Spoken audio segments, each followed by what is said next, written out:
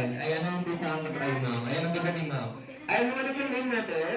Rain po. Ma'am Rain. Ayan, napakaganda ni Ma'am Rain. Ma'am Rain, kaano-ano si Ma'am Marian? Classmate ko and friend. Classmate and friend, best friend, gano'n. Ayan ma'am, kung magiging dessert ka na naaayon sa init ng panahon, ano yun? At bakit?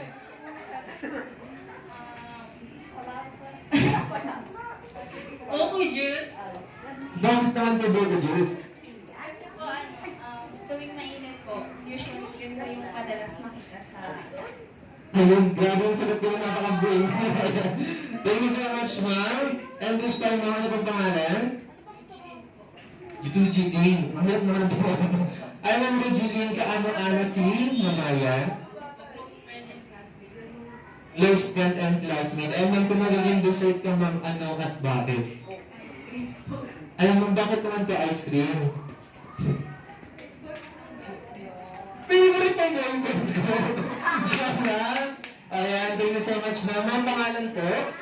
Yes. Anong pangalan si Marian? Classmate dati. Ayan, ma'am. Kung magiging dessert ka, ma'am, ano at bakit? Ayan, ma'am, bakit halo-halo? Cravings yung nakaraan pa. Maganda yan. Ayun na ulit pangalan.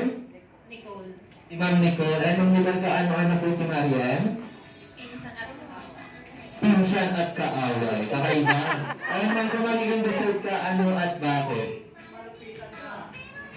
Cupcake. Cupcake. Ayun, nakaiba. Cupcake. Bakit naman cupcake, ma'am? Matamis. So sweet ka, ma'am. Ganon. Sweet yan.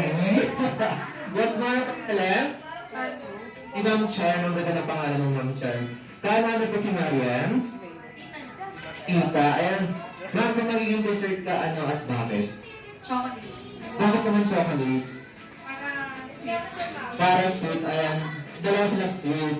This time, ito naman tayo sa